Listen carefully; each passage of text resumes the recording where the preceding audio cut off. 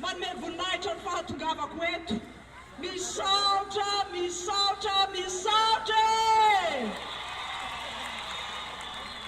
Efa ela no niandrasantsika ity fotoana ity.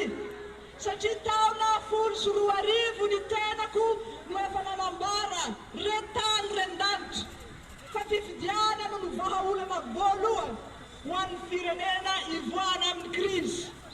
Taona 10 ny tenako no efa nanambara retany rendanitra fa hilatsaka ho fidiana filoham-pirenena. Ka raha milatsaka aho izany ankehitriny, tsy milatsaka fahatantany, tsy milatsaka satria tsy nahazo nilatsaka ny sasany, na tsy nahazo nanao zaroa, na tsy nahazo nody zaria, fa nilatsaka aho satria nametraka ity antoko maitso ity, zay nanorom-paka heraky Madagasikara, nandrantsana Asin Madagascar, umat sumamana di tanda sana.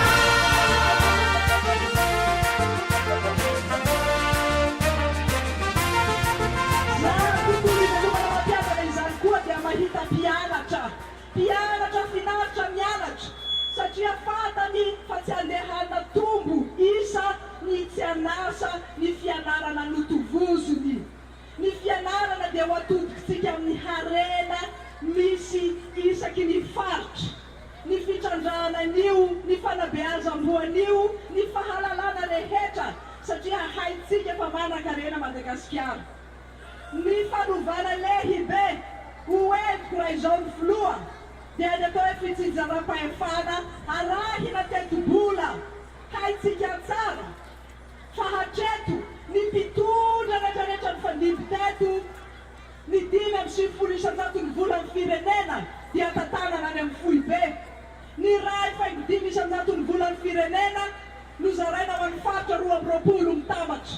Ny 3,5 havery tsara 3,5 ny vola ny firenena no notsopotopotehina nomena ny commune mahery ny 500,000. Ka gaga ve isika raha mandalo ny tanàna ao tsy misy ny rano, tsy misy ny lalana, tsy misy fampianarana, tsy misy fahasalamana, tsy voalony karamaframa, etsetretsetretsetra.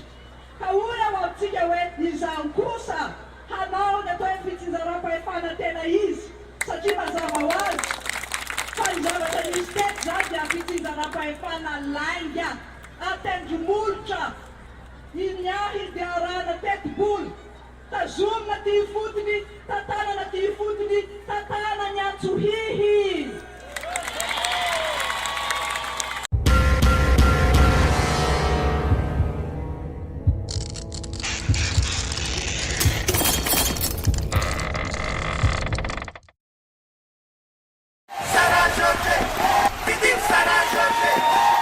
Fampandrosoana tsy maintsy miainga amin'ny tontolo iainana.